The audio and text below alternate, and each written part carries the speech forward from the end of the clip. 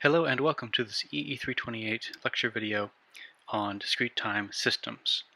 In this lecture we're going to be talking about describing discrete time systems and classifying them. So what is a discrete time system? It's simply an operation, if you think about it in mathematical terms, that turns one discrete time signal into another. And of course the signal that comes into the system we call the input signal, and the signal that comes out we call the output signal. These are both functions of time, discrete time, sorry. And so the discrete time system is going to be doing all of its operations. You can think of it doing those operations in discrete time as well. This is in contrast to kind of a mixed system, like a sampling system that takes continuous time functions in and outputs discrete time functions. So the first thing to do with discrete time systems is to try and chop them up. So there are many discrete time systems. We classify them in order to make generalizable statements about some subset of the set of all discrete time systems. So these are the common classifications that you'll see. We're going to add a couple more to these as we go through the class when they become relevant. But for starters, we can talk about linear discrete time systems. And here, linear means the exact same it did in continuous time. That is, if input x1 produces output y1, and we know that input x2 produces output y2, then if the system is linear, what must be true is that if we put in x3, which is the sum of x1 and x2, we must get out the sum of y1 with y2. Okay, so this is the principle of superposition. Time invariance means that if you time shift the input, you will time shift the output, and you won't change it in any other way. So another way to say that is if we know that input x produces output y, then we know that if we delay or shift in either direction the input by, say, n naught, then we get the same function y, but we shift it in time by n naught. And this has to be true for all inputs x and for all possible shifts n naught. And if that's true, then the system is time invariant. If either of those fail, then the system is time varying. A causal system is one in which the output is caused by current or past inputs only. So this is the idea that the output at time n can only be a function of the input at time n, the input at time n minus 1, or past inputs. Okay, so following that pattern. If the system, so another common way to define causality actually assumes linearity. So this is the more general formulation that the output at time n can only be caused by inputs at time n or before. But if we know the system is linear, then there's actually a more intuitive understanding of causality. But if the system is linear, then we get to say the following, if it's causal. Then if the input has been 0 for all times before a given time, this implies that the output must have been 0 for all times before a given time. Okay, so think about that. Again, if the system is linear, then there's no offsets that we have to worry about. But if the system is linear and causal, then if the input has been 0 for all time up until some point, then that means that the output must also have been 0, right? Because there's been no input to cause a non-zero output. Now, once after some time, the input does something, then the output is free to do something. But if the input has always been 0 in a linear system, then causality tells us that the output must also be 0. All right, and then finally for the basic classifications, we have dynamic, and then the antonym or the opposite of a dynamic system is a static one. And it's actually easier to define a static system and then just say a dynamic system is anything that's not static. So let me do that.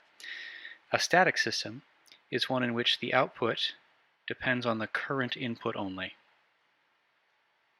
And the only way to do that is if the output is a scalar multiple times the input. Okay, so, and then dynamic is anything that's not this. So, if, for example, a dynamic system would be one in which the output at time n is the, well, let's do the kind of a slope approximation. So the difference in two inputs divided by the time between them. Okay, so this would be a dynamic system because the output at time n depends on inputs at different times, not just at time n. Okay, so there's this nice way of talking about discrete time and systems that you're going to hear me use quite a bit, just because I think it's nice to have this colloquial sense, is I will often use an assumption that the time intervals are kind of like days. So I would read this statement as the output today is proportional to the input today. Now, another way is that if you, for this example, the output today is equal to the difference between the input tomorrow and the input yesterday divided by 2.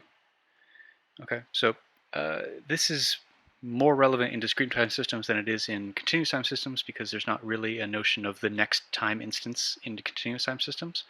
But we have this built-in language in English to talk about difference in days, and I like using that in discrete time systems even if the true sampling rate is not once per day. So now that we have some basic classifications of discrete time systems, how would we talk about an individual discrete time system? So I think there are at least 4 ways to describe them. There are actually likely way more. We're going to get to those later on in the course. But for starters, I think you're going to hear a lot of times, especially when you get out of school and things become less mathy and more practical, you'll hear people describe systems verbally. So the example that I want to use on this slide is a 3-point moving average filter.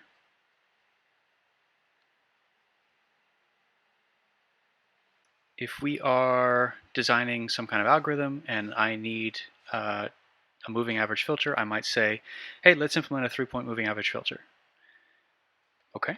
What does that actually mean, though, mathematically? Now we get into the nitty-gritty. So one way to equivalently describe this system, this verbally described system, is with what's called a difference equation. And this is, the name is meant to connote a differential equation. Okay, so think, if you're looking for connections back to continuous time, when I say difference equation, you'll see it in the same context that you used to see differential equations. Okay, so a 3-point moving average filter in difference equation form would be written like this. The output at time n is 1/3 times the input at time n plus 1/3 times the input at time n minus 1 plus 1/3 times the input at time n minus 2. Now, the caveat here is that there are more than one way to mathematically implement a 3-point moving average filter. What I have done here is what's called the causal implementation, but it is true that there is some ambiguity if you were to just say this. But yeah, this is a difference equation. This is the output is equal to a function of the inputs. And if I say it like that, it's actually very similar to how we wrote our differential equations. Okay. So once we know the difference equation, and I want you to see that this is an average, right? I'm taking 3 values and I'm dividing by 3. So that's what I mean by moving average, is that the time increment moves on in time. Okay. So once I have the difference equation, I am free to plug in other time values. Right? If this holds for time n, it also must hold for time n minus 1. So what would that look like? You would just take everywhere you saw an n and replace it with an n minus 1.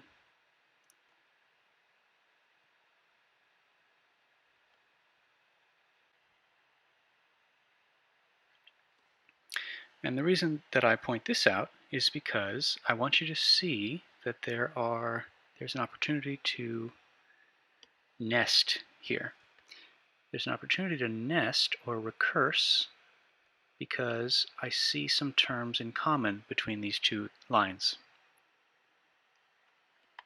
So what I want to show you is that there is another way to write this difference equation. And this is something we didn't have in continuous time systems. Once you had the differential equation, it was a unique description of the system. But I can give you two difference equations that are both completely valid that describe the same system. And I can do that by saying the output today is equal to 1/3 the input today plus the output yesterday.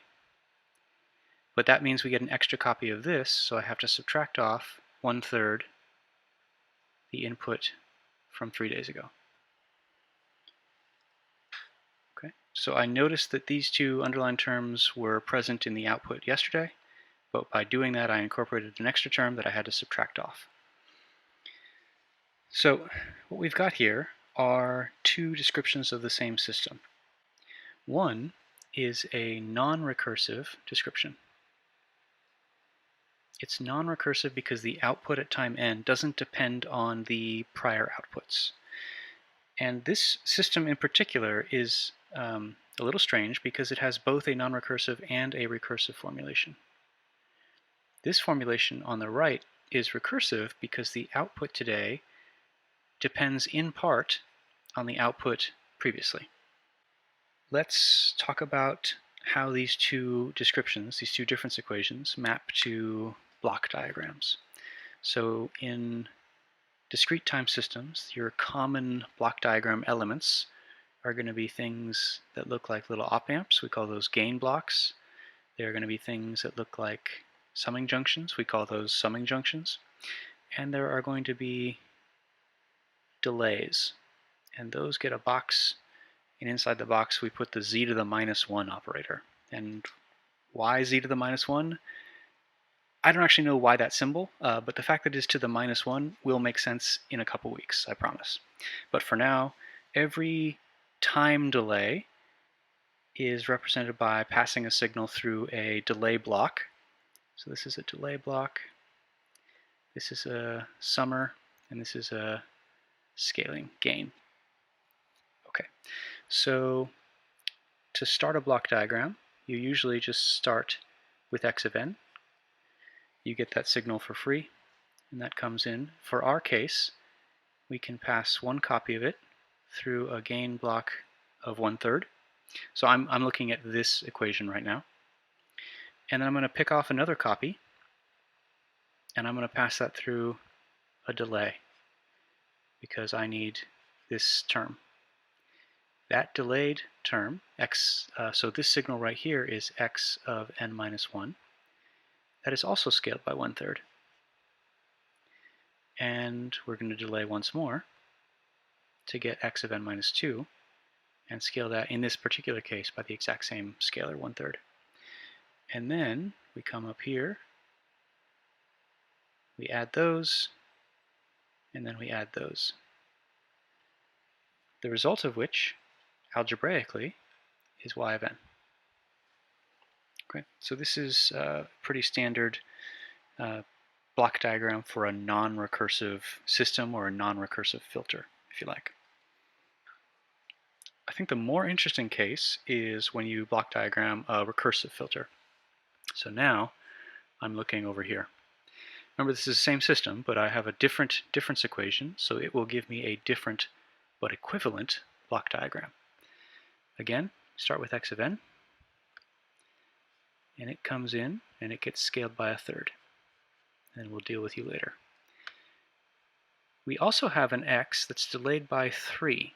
So I'm a little tight on space here, so I'm going to represent a delay by 3 by 3 z to the -1s, which mathematically should give me z to the -3. This is not altogether standard, but I think my meaning is clear, that z to the -3 means a delay by 3 time steps. This is then sent into a gain block with gain -1/3, and then we're going to add the output of those.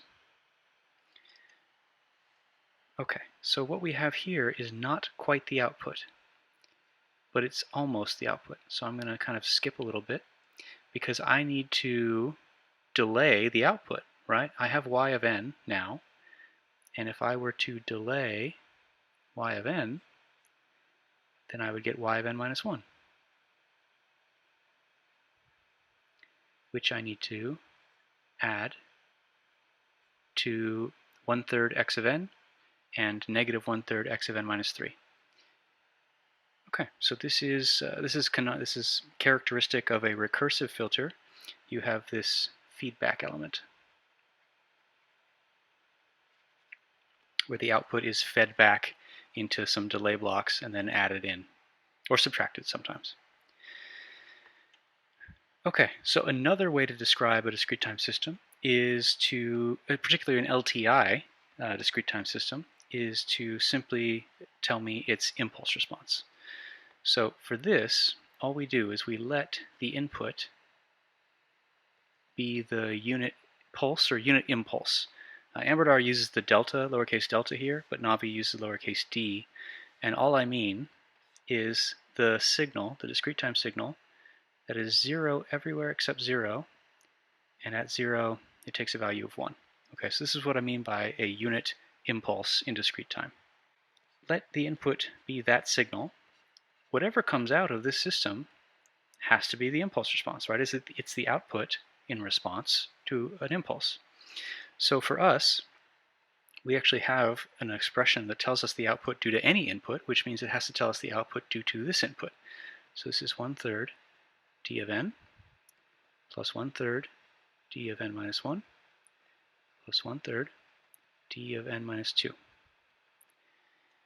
Okay, so if I were to input any negative n into this expression, then I would get d of a negative argument, d of a negative argument, and d of a negative argument. Well, those would all be 0. So the output is going to start at 0. Right, so if I evaluate n equals 0, then I get 1/3 d of 0, which is 1/3, d of negative 1, which is 0, and d of negative 2, which is 0. So I get 1/3 here. When I let n be 1, then I get d of 1, which is also 0, d of 0, which is 1, and d of negative 1, which is 0. So I get the 1/3 from that term.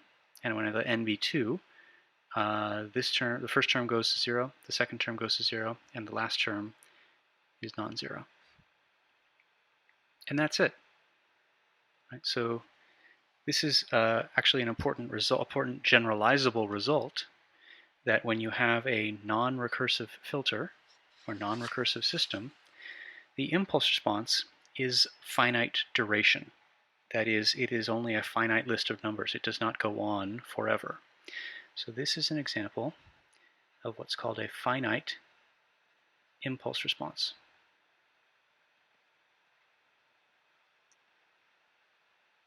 And more commonly known in the DSP lingo as an FIR filter, finite impulse response. This is as opposed to, so versus, an infinite impulse response. Okay, so these are another two classifications of systems, those that have finite impulse response and those that have infinite impulse response. And the result that I mentioned that I want to drive home is that all non-recursive systems, so when I say filters, you are free to replace that with systems, have finite impulse response, or just generally are FIR. That's it's not grammatically correct, but that's how people say it in DSP land. So let me show you why that might be true. So if I have a non-recursive filter, so if I'm assuming this, that implies that I can write the output at any given time as the sum of scaled versions of the input at some prior times. So let's let this sum go from k equals 0 to some n naught. Okay, right? Any non-recursive filter, no matter how many taps there are on the input, will be, if it's LTI. So sorry, all LTI non-recursive filters can be written like this. And then if I let the input be the discrete time unit impulse, pass that into the system, what comes out? Well, the exact analysis that we just did for the 3-tap, or the 3-point moving average filter, can be done here, and you'll see that the impulse response is simply the list of these coefficients. And this list is finite because the sum is a finite sum, a finite length sum. Okay, so this is a finite list, which is the same as having a finite impulse response. Okay, and then this was time 0 with the little amber dot arrow to indicate time equals 0. Another way to think about this concept is with the block diagram. So rather than with the difference equation, if you think about this non-recursive filter as a block diagram, then xn comes in, gets scaled by b0, and then gets delayed. The result of that gets scaled by b1, and we can keep delaying all the way down to the n naught delay, pass that through b sub n naught, and then add these back up, dot, dot, dot.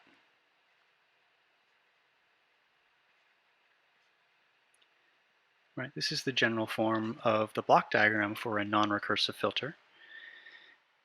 I want you to pull in your CPE knowledge here, and I want you to see this as a finite length shift register.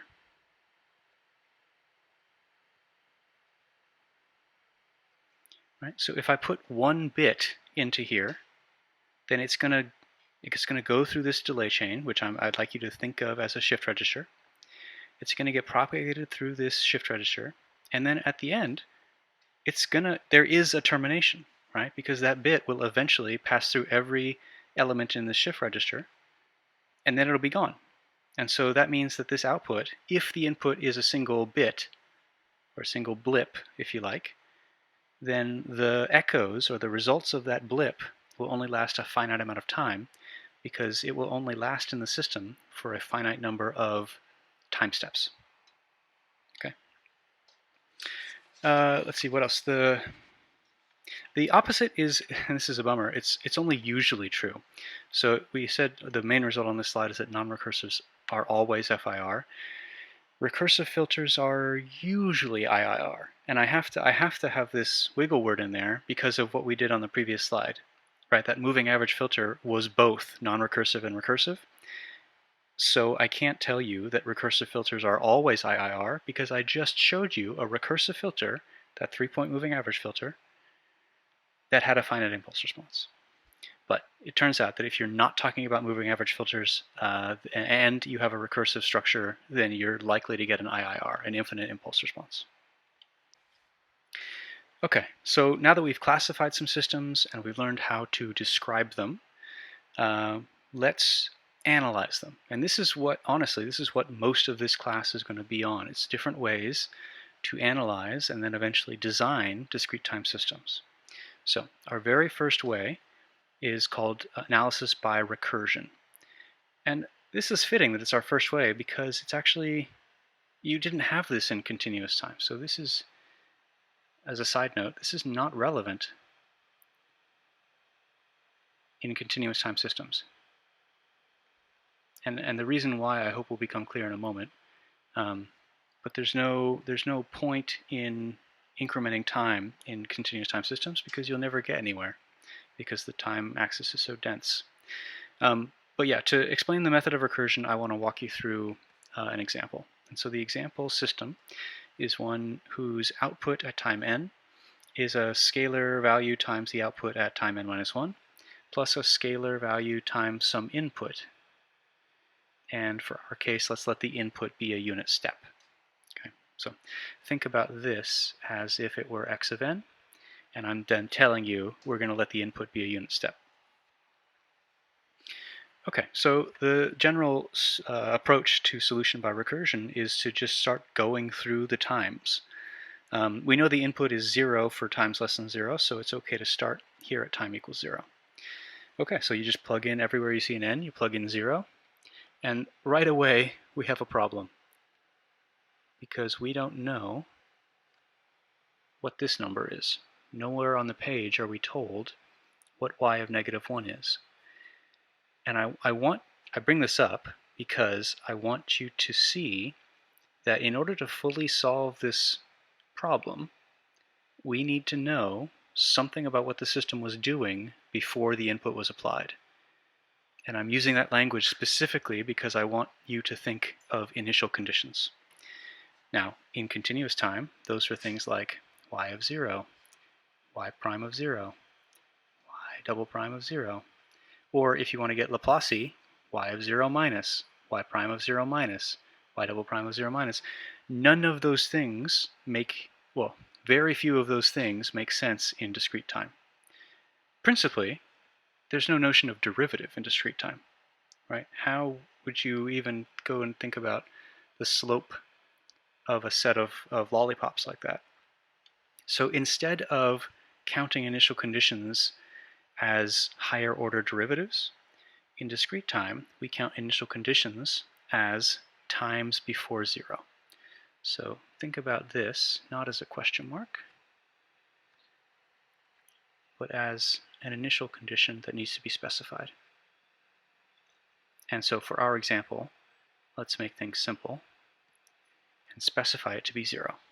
Okay? If I specify it to be some other value, then we'll get a different answer. For ease of explanation, let's just analyze the 0 state response, if you like, if I can use that phrase. Okay, so if that is set to 0, then the only non-zero thing in this line is u of 0, which is 1. So I get 1 times b0. I have to do this in order because look what happens in the very next line. I need y of 0, which is what we just calculated. So that gets recursed into here. So this is a1 times the old output plus b0 times the new input, which is still 1 in this case. Okay, so we can do a bit of factoring and we get what? b0 times a1 plus 1. Okay. And then that gets fed in here. So this in time equals 2, we get a1 times the old output plus b0 times the new input. Okay. And this also factors a1 squared plus a1 plus 1. And this is what you hope for when solving by recursion. You hope for a pattern to emerge. So here you can write this as b0 times 1, and this is b0 times a1 plus 1, and then a1 squared plus a1 plus 1. So in general, after 3 time steps, I'm pretty confident that I can write a general form for the output at time n, and that would be b0 times a sum of a1s raised to some powers, and those powers range from, in this case, 0 up to n. And this is a closed form expression, right? If I tell you, and this is for n greater than or equal to 0, if I tell you a little n value, say I want the output at time n equals 25, then if you know b0 and a1, you can just crank through this and add those all up, raise them to the appropriate powers, and tell me the output. Now that sounds easy, but again, there would be, what, 26 terms in that sum, and I hope that the astute among you will see this as a geometric series, or geometric sequence, I think technically is the term. Right, this is the sum of a number raised to a progressively higher power. Okay, so let's take a moment, a quick aside, and refresh our memory on, in this case, finite length, finite geometric sequences. So this is going to live as an aside. Okay, so the typical way to analyze these is to give a name to the sum that you want to find. So I'm going to call it capital S sub n. And I'm going to define capital S sub n as the sum of some number r to the k running from 0 to n. And the goal of this is to get a nice closed form expression for S of n that doesn't involve any sums. Okay. So what could we do? Well, I know that r to the 0 is 1 for any r, so I can pull that out, and then I can start my summation not from 0, but from 1. And the benefit of doing that is that now every term in this sum has an r to spare. Right? I can factor out an r from every term, still writing the sum from 1 to n, but now this is r to the k minus 1, because every term has lost an r. Now the next trick is very akin to variable substitution when you're solving integrals. So I'm going to rename the index of summation here, but I'm going to shift it by 1. So I'm going to let the index of summation now be L, and I'm going to define L as k minus 1. So that means we get 1 plus r, and when k is 1, L equals 0, and when k is n, L equals n minus 1, and I get r to the L. This sum is very similar to our original S sub n, except it differs in how many terms. Right? So this would be S sub n if only we subtracted off the last term in S sub n. Right? So I'm looking here, and if that only went up to n minus 1, then we would get a match between the two sums. Okay, so that means that on this entire right-hand side, I can write this as 1 plus r times S sub n minus r to the n. And if you do the algebra, as he always says, you can solve this for S sub n, and you get 1 minus r to the n plus 1 divided by 1 minus r. And then I want you to see that I've accomplished the goal. I have written the sum without any sigmas. Yeah, so all I have to do now, once I know the base r and the length of the sum n, I raise r to the n plus 1, and then I'm on my way. In particular, this is nice because it allows us to simplify how we write y of n. So this is b naught times the sum, and the sum we just showed can be written like this. Okay, so there is my final answer. This is system analysis by recursion, where the goal is to get an expression for the output given the input and an initial condition. Okay. Thanks for listening. I will see you in class.